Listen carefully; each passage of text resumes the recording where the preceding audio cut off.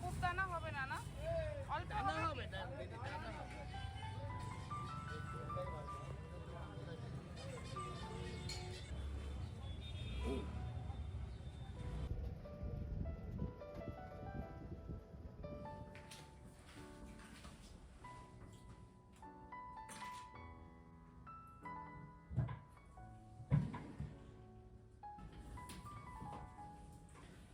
Good morning,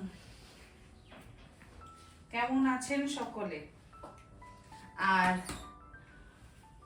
আমাদের বিয়েবাড়ির ব্লগগুলো আপনাদের কেমন লাগলো সেটা তো আপনাদের কমেন্টস করে বুঝতে পেরেছি। আমরা এখন ভীষণ মিস করছি বিয়েবাড়িটাকে। 6 তারিখে ছিল বিয়ে, 7 তারিখ বাদ দিয়ে 8 তারিখ বৌভাত, 9 তারিখে হাজবেন্ড চলে গেল, ছেলের অফিস, বিয়ে বাড়ি ছেড়ে আমরা 8 তারিখ রাত্রেই বাড়ি চলে এসেছি। আজকে 10 তারিখ, আমরা আবার যে যার নিজের কাজে লেগে পড়েছি। যদিও মোটামুটি 9 তারিখ থেকেই আমরা যে যার নিজেদের কাজে ব্যস্ত হয়ে পড়েছি, তবুও এখনো আমাদের মধ্যে না বিয়ে বাড়ি সেই আমেজটা ঘুরছে। ওই হোয়াটসঅ্যাপে সমস্ত ফটো দেওয়া নেওয়া চলছে, তারপরে নানান রকম কথাবার্তা, এগুলো এখন 1 সপ্তাহ চলবে, মানে এই ঘোরের মধ্যে দিয়ে আমরা কাটাবো। আর সব থেকে বড় কথা যেটা হচ্ছে সেটা এই বিয়ে বাড়িতেও কাটিয়ে নিয়েছি, কিন্তু বাড়িঘর যেভাবে অগোছালো হয়েছে, বিশেষ করে সাজের জায়গাটা আর জামা কাপড়। আমার গেস্ট বেডরুমটা পরে দেখাচ্ছি। পুরো বিছানাটার মধ্যে একদম স্তূপাকৃত জামা কাপড়, আর এই ঘরে আমার সাজের জিনিসগুলো ছত্রাকার হয়ে রয়েছে। আমি একটু আসা যাওয়াই করেছি। বিয়ের দিন না, বিয়ের আগের দিন কাকার বাড়ি চলে গেছিলাম, রাত্রে তো ওখানেই ছিলাম। তারপরে দুপুরে খাওয়া দাওয়া সেরে দমদমে চলে আসি, কারণ ছেলের অফিস ছিল। ছেলে অফিস করে বাড়িতে এলো, তারপর ছেলেকে নিয়ে আমরা ভদ্রেশ্বর গেলাম, মানে বরযাত্রী গেলাম। ওরা ওখান থেকে সবাই চলে যায়। এবারে ওই যে এলাম, সাজগোজের জায়গাটা ছড়িয়েছে, রাত্রিবেলা বাড়ি ফিরেছি 3টে, শুতে শুতে 3:30, 2-3 ঘন্টায় ঘুমিয়েছি। আবার সকালবেলা উঠে আবার কাঁচরাপাড়া চলে গেছি। কাঁচরাপাড়া থেকে সেদিন রাত্রে অবশ্যই ফিরেছিলাম। ফিরে কটা, ফিরতে ফিরতে তাও ওই 1টা-1:30, ফিরেই শুয়ে পড়েছি, জায়গাগুলো গোছানো হয়নি। পরের দিন সকালে আবার চলে গেছি, আবার রাত্রে ফিরেছি ওই 2-2-2:30 নাগাদ, এসেই শুয়ে পড়েছি। মানে শুধু আসা যাওয়া হয়েছে, আর সেজে গুজে রেডি হয়ে বেরিয়ে যাওয়াটা হয়েছে। তাই জায়গাটা বড্ড অগোছালো হয়ে গেছে। আগে গয়নাগাটিগুলো গোছাবো, তারপর শাড়ি কাপড় গোছানো রয়েছে, কিন্তু আবারও না ঠিকঠাক করে ভাঁজ করতে হবে। ঠিক করে যদি ভাঁজ না করা হয় তাহলে শাড়ির ভাঁজটাও নষ্ট হয়ে যায়। তারপর আবার সেগুলোকে জায়গা মতো তুলবার, যেগুলো কাচাকুচি করবার সেগুলো কাচাকুচি করব। আজকে সারাদিনে এই কাজ, এছাড়া তো আরও অন্যান্য কাজকর্ম আছে। আপনাদের বিয়ে বাড়ি হলেও আমার মনে হয় এরকমটাই হয়। এটা সকলেরই বাড়িতে হয়। আর আমরা যারা একদম সবটা কাজ নিজেরা করতে পছন্দ করি, তাদের তো একটু কাজকর্ম ছড়িয়েও যায়। তো এখন কাজকর্ম তো আগে গোছাতে হবে, তারপর বাকি দিকে আমি নজর দেবো। কারণ এই ছড়ানো জিনিসগুলো না আমি একদম দেখতে পারি না, আমার মধ্যে কেমন একটা ইরিটেশন হয়। যতক্ষণ না আমি গোছাবো ততক্ষণ আমি থাকতে পারবো না। আগে গুছিয়ে নিই, তারপর বাকি কাজ করবো।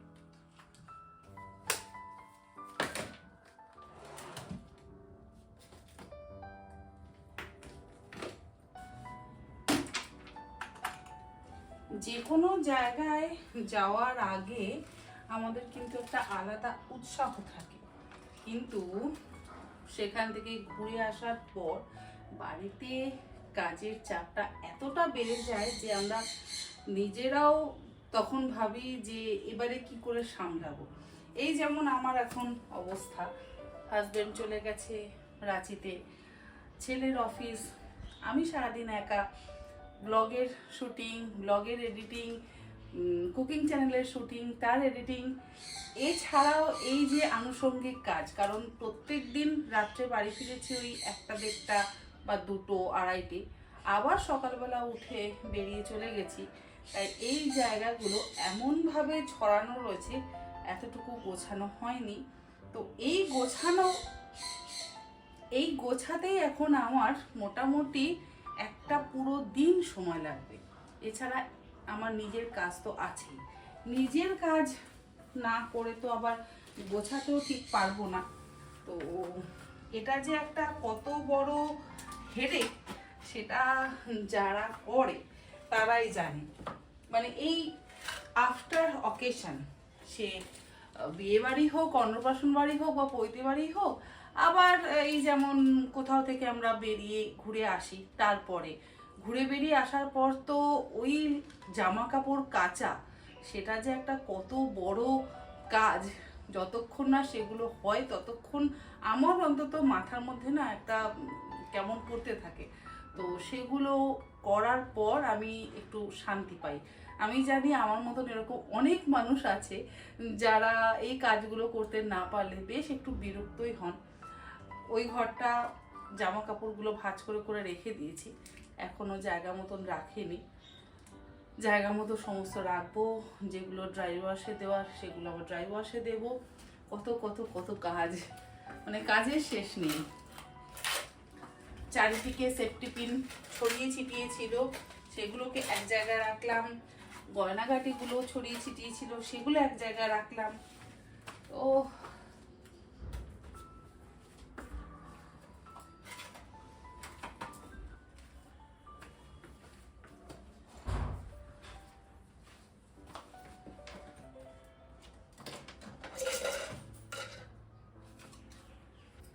আর কোথায় যে কোন জিনিসটা ঢুকিয়ে ঢুকিয়ে রেখেছি না, আমি নিজেও তা জানি না। এখন প্রত্যেকটা জিনিস খুঁজে খুঁজে একদম জায়গা মতো রাখছি।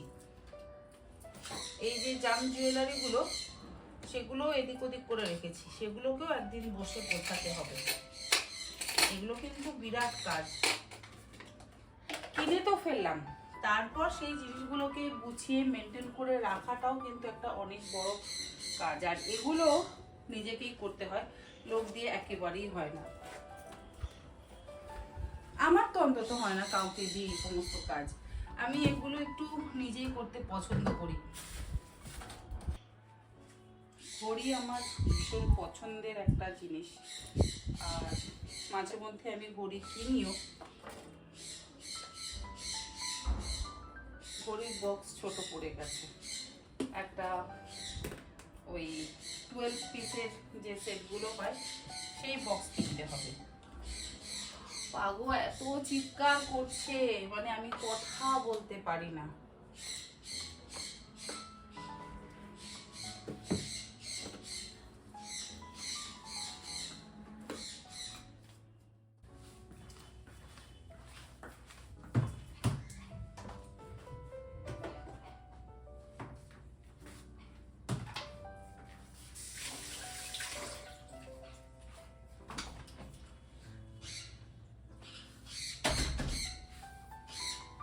বিয়ে বাড়ি যাওয়ার আগে একটা ব্লগে দেখিয়েছিলাম যে আমি কাবাবের জন্য চিকেন ম্যারিনেট করে রেখেছি। আজকে দেখাবো আমি কিভাবে সেই চিকেনটাকেই প্রসেস করি, মানে কাবাব তৈরি করি।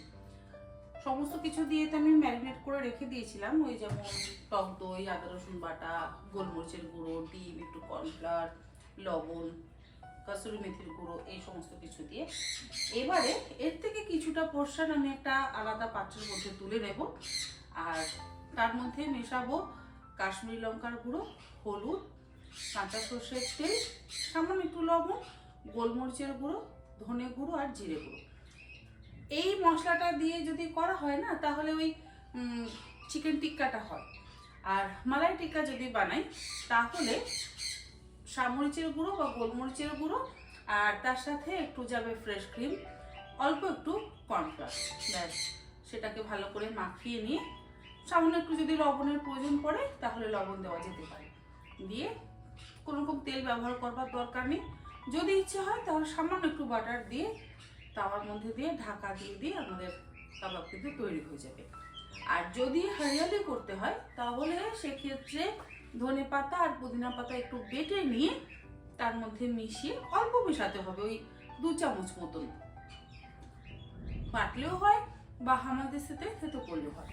সেটা মিশিয়ে নিয়ে তার মধ্যে লবণ, গোলমরিচের গুঁড়ো, একটু ধনে গুঁড়ো, জিরে গুঁড়ো আর সর্ষের তেল দিয়ে ভালো করে মেখে নিয়ে কাবাব তৈরি করি, ব্যাস।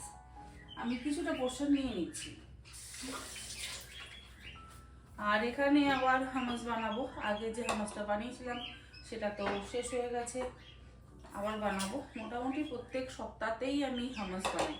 আর অনেকে জানতে চেয়েছিলেন যে হামাস কি দিয়ে খাওয়া হয়।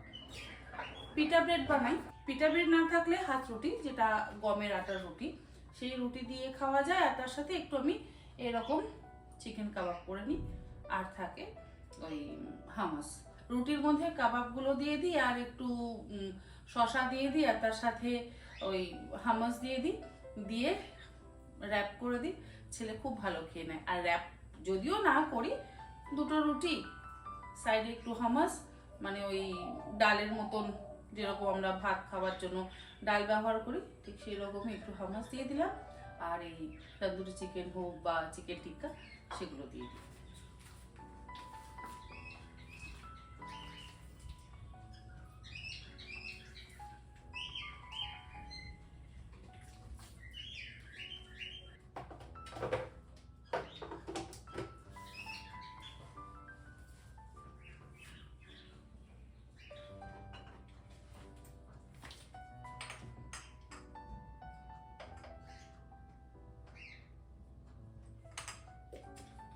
মশলা যে খুব বেশি দিতে হবে তা কিন্তু একেবারেই নয়, অল্প অল্প মশলা দিলেই হবে। আমি খুব অল্প মশলাই ব্যবহার করি। আর অল্প মশলা দিলেই খেতে কিন্তু বেশি ভালো লাগে। কোনো রকম কাবাব বা টিক্কাতে অতিরিক্ত মশলা দেওয়ার প্রয়োজন পড়ে না। কাশ্মীরি লঙ্কার গুঁড়ো দিলাম, একটু হলুদ গুঁড়ো দিচ্ছি অল্প, গোলমরিচের গুঁড়োটা দিচ্ছি ঝালের জন্য, ওই 1/2 চা চামচ পরিমাণ। তার সাথে দেব একটু ধনে গুঁড়ো,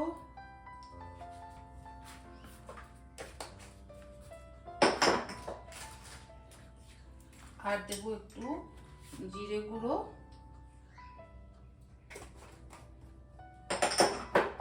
সামান্য একটু শাহি গরম মশলার গুঁড়ো। এটা দিলেও হয়, না দিলেও হয়, খুব অল্প দিচ্ছি। আর দেব কাঁচা সর্ষের তেল। লবণটা তো দেওয়াই আছে, তাই আর আলাদা করে লবণ দিচ্ছি না, একটু দিয়ে দিই অল্প, সামান্য।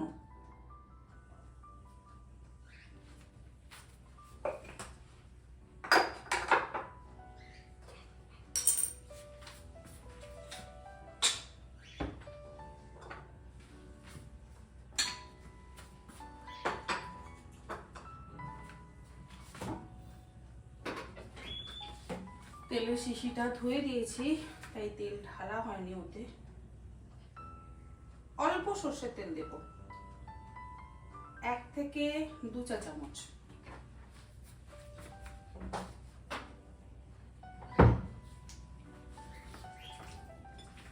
এবারে ভালো করে মেখে নিচ্ছি, তারপরে ডিরেক্ট তাওয়াতে দিয়ে দেবো। আলাদা করে তাওয়াতে কিন্তু আর তেল দেওয়ার একদম প্রয়োজন নেই, ভীষণ ভালো খেতে হয়। ওই শিখে কাটবারও দরকার নেই, বা আলাদা করে আগুনে পোড়াবারও দরকার নেই। শুধু এইভাবে মেখে নিয়ে আমি গোল গোল করে ফ্রাই প্যানের উপরে দিয়ে দেবো।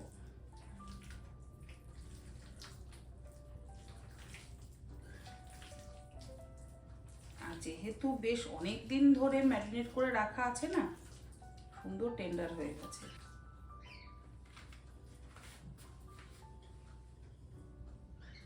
একবার ম্যারিনেট করে রাখলে মোটামুটি 1 সপ্তাহ হয়ে যায় আমার।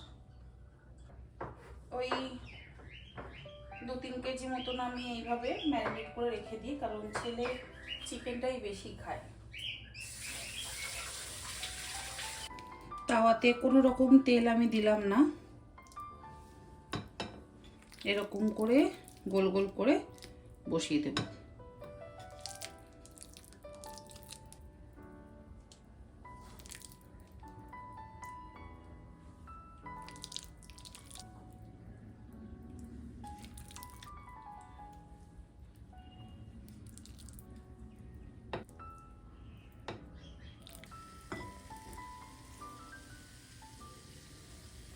ব্যাস এরকম করে দিয়ে দিলাম। বাকি যে বাটিতে মশলাটা রয়েছে সেই মশলাটাও দিয়ে দিচ্ছি। এবারে ঢাকা দিয়ে দেবো আর গ্যাসের ফ্লেমটাকে লোতে রাখবো। খেতেও ভীষণ টেস্টি হয়, সফট হয়, জুসি হয়, খুব বেশিক্ষণ হতে সময় লাগে না।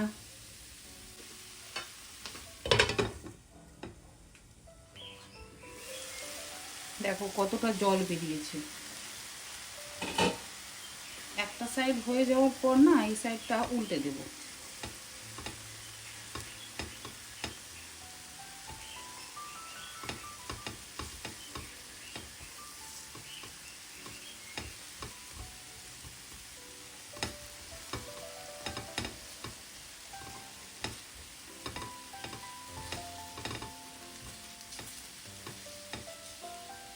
এরপরে যদি কেউ শিখে গেঁথে আগুনে পোড়াতে চায় সেটাও পোড়াতে পারে, বা মাইক্রোওভেনে যদি গ্রিল করতে চায় সেটাও করতে পারে। আমি আর অত তামঝাম করি না, আমি জাস্ট এইভাবে সেঁকে নিই উল্টে পাল্টে। আবার একটু ঢাকা দিয়ে দেবো। এতেই কিন্তু যথেষ্ট তেল বেরোচ্ছে। এর মধ্যে যদি আবার তেল দেওয়া হয় না বা বাটার দেওয়া হয় তাহলে এক্সট্রা হয়ে যাবে। যতটা কম তেল শরীরে দেওয়া যায় এই আর কি।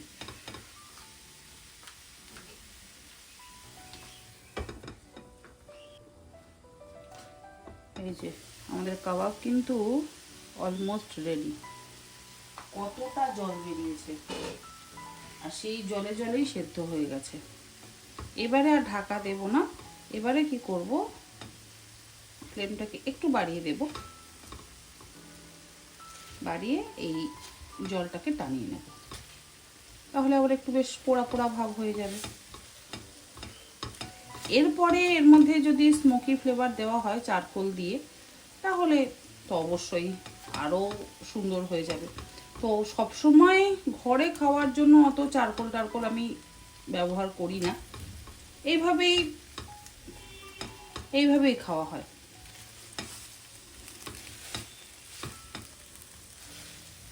প্রত্যেক দিন একবার করে এরকম চিকেন টিক্কা হয়, তো সবসময় কি ওইভাবে কাবাব বানানো সম্ভব, মানে চারকোল ব্যবহার করা সম্ভব?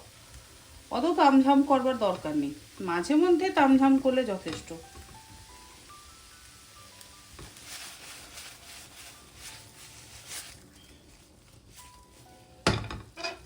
হামাস বানানোর পর এরকম চিকেন কাবাব, তার সাথে হয় পিটা ব্রেড, তা না হলে নর্মাল রুটি, খেতে ভীষণ ভালো লাগে।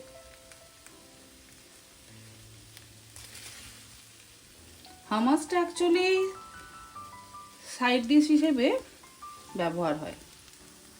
আর অনেকেই হয়তো ভাবতে পারেন যে চিকেনটা ঠিকঠাক কুক হলো, আমি দেখিয়ে দিচ্ছি চিকেনটা কেমন সুন্দর কুক হয়েছে। এই বড় পিসটাই আমি দেখাচ্ছি, এই যে দেখুন।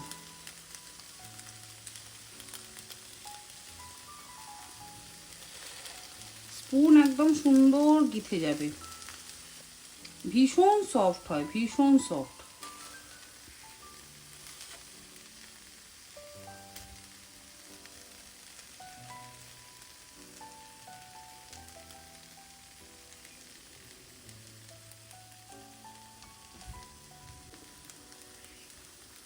আর অনেকেই হয়তো ভাবতে পারেন যে চিকেনটা ঠিকঠাক কুক হলো, আমি দেখিয়ে দিচ্ছি চিকেনটা কেমন সুন্দর কুক হয়েছে। এই বড় পিসটাই আমি দেখাচ্ছি, এই যে দেখুন।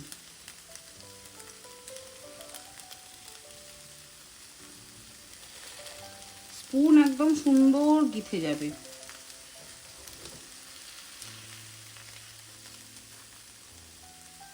ভীষণ সফট হয়, ভীষণ সফট।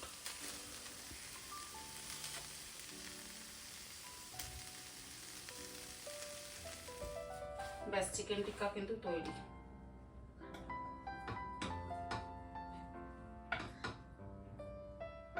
এনে খেয়ে নে। শশা খাবি?